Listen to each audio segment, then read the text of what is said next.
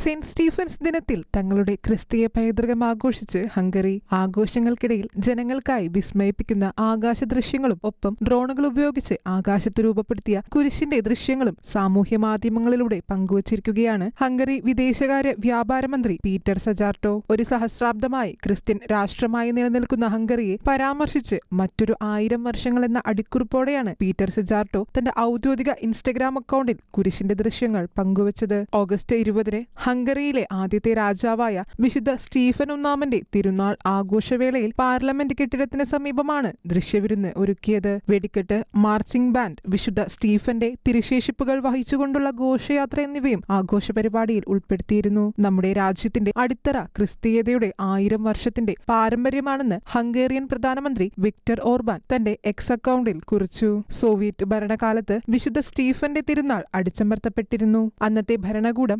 1949 August 20 പുതിയ Stalinist ഭരണഘടന അംഗീകരിക്കുന്നതിനുള്ള ദിവസമായി മനഃപൂർവ്വം ഈ ദിനം തിരഞ്ഞെടുത്തു. തിരുനാൾ മാറ്റി സ്ഥാപിക്കാനും നിരീശ്വരവാദം പ്രോത്സാഹിപ്പിക്കാനും ശ്രമിച്ചു. 1989 സോവിയറ്റ് യൂണിയന്റെ തകർച്ചയ്ക്ക് ശേഷം ഹംഗറിയിലെ 40 വർഷത്തെ അധിനിവേശം അവസാനിക്കുകയും പിന്നീട് വിശുദ്ധ സ്റ്റീഫന്റെ തിരുനാൾ ദിനം ഹംഗറിയുടെ പുതിയ ദേശീയ അവധിയായി മാറുകയും ചെയ്യുകയായിരുന്നു.